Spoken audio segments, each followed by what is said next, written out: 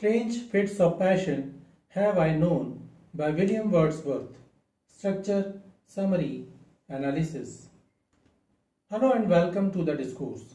Strange Fits of Passion Have I Known is the first of the Lucy poems by William Wordsworth that was published in the poetic collection Lyrical Ballads with a few other poems in 1798.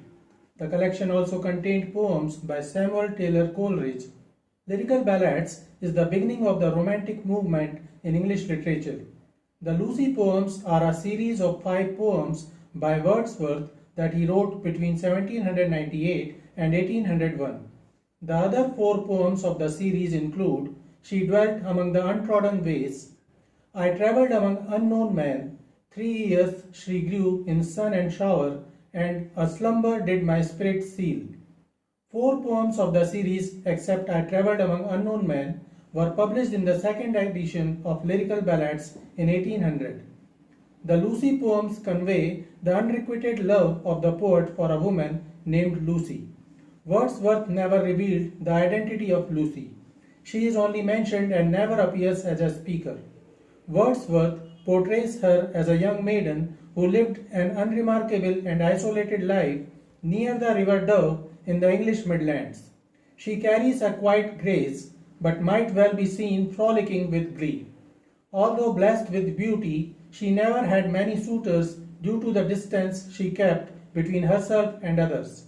She died young, and though her passing went unnoticed and unremarked by many, it forever and profoundly changed the life of the speaker, one who loved her from afar.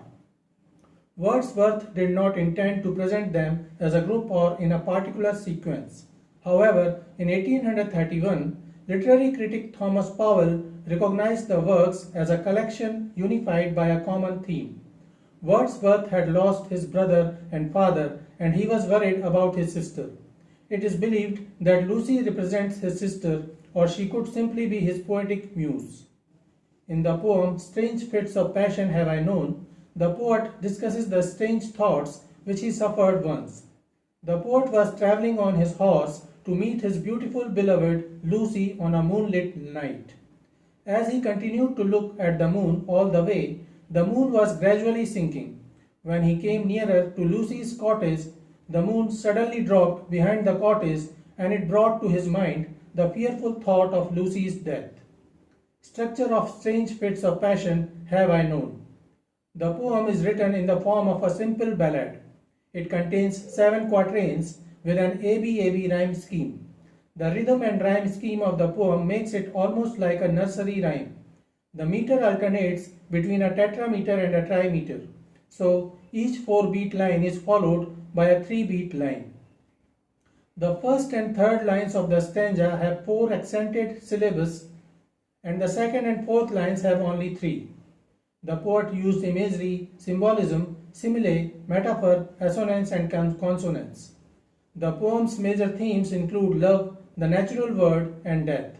The poet's unrequited longing for Lucy and the tension between fantasy and reality are the central themes of the poem.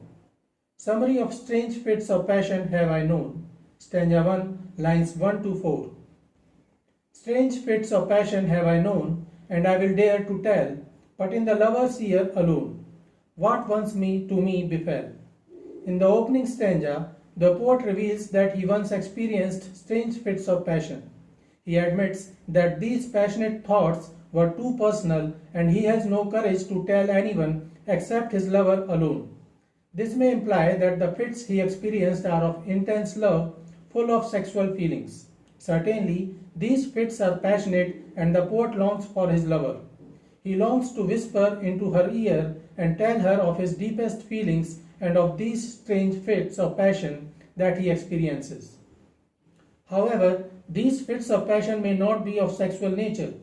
The poet may also mean that he will not share these strange fits of passion with anyone but a lover who understands such passion. He believes only a person who has been in love will be able to understand this emotion better, and hence he wishes to whisper his strange fits of passion that affected him once. The poet suggests that none other than the lovers can understand this poem well. Stanza 2, lines 5 to 8. When she I loved looked every day, fresh as a rose in June, I to her cottage bent my way, beneath an evening moon. In the second stanza, the poet begins expressing his strange fits. He begins describing his beloved using a simile as he compares the similarity between the beauty of the poet's lover to the rose in June.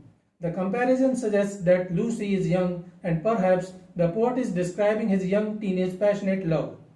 He says that once he made a journey, bent my way to his lover's cottage on a moonlit evening. The poet uses visual imagery to create a beautiful scene where the speaker is going to meet his love. Stanza 3, lines 9 to 12. Upon the moon I fixed my eye, all over the wide lea. With quickening pace my horse drew nigh, those paths so dear to me. The poet continues using imagery while describing his journey to his lover's cottage. He was continuously looking at the moon while travelling through the wide grassland lea as the light of the moon fell all over the meadow.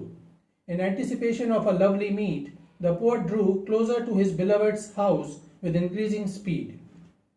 The pathways were dear and known to him, for they led to his dear beloved's house.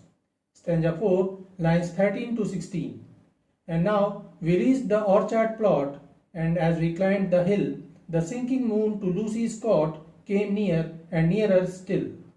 The poet builds the scenery using imagery. Soon he reached the fruit garden, orchard plot, in the way, and then he and his horse began climbing a hill. His beloved cottage cot was visible to him. Here the poet mentions his beloved's name is Lucy.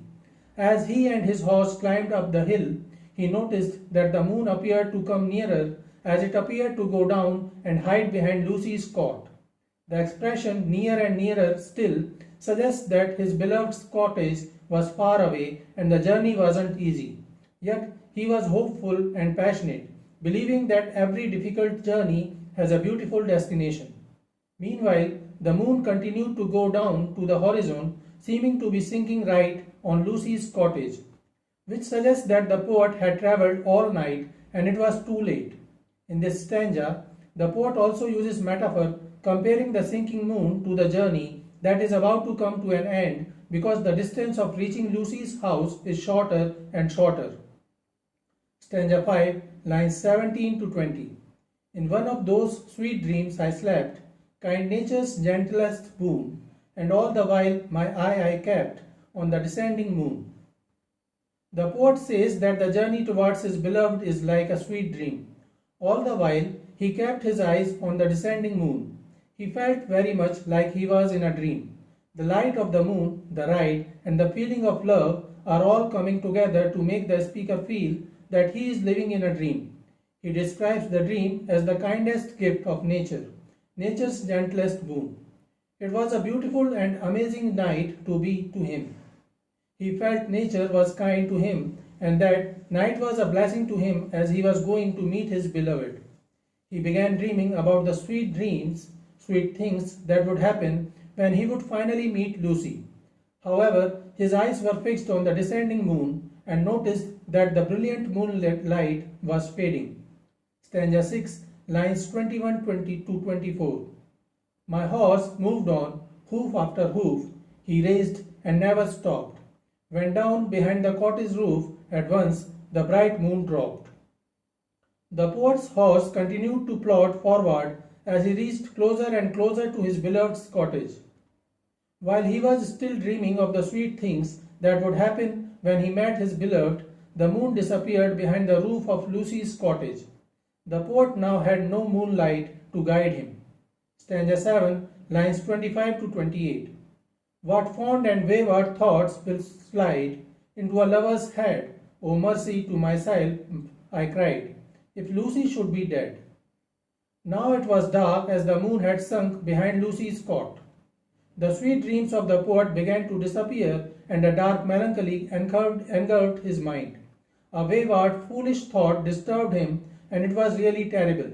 He cries out within his head, O mercy, and he thinks about the terrible possibility that Lucy should be dead. His sweet dreams appear to turn into a nightmare. He feels an overwhelming fear of losing the person most dear to him. Somehow, at the back of his mind, he believed that the moon was directly connected to the life of Lucy, and here ends the poem. One may interpret that Lucy might have already been dead, and the poem is about the poet's journey to his lover's house while he unconsciously forgot that she already died. So this is it for today. We will continue to discuss the history of English literature. Please stay connected with the discourse. Thanks and regards.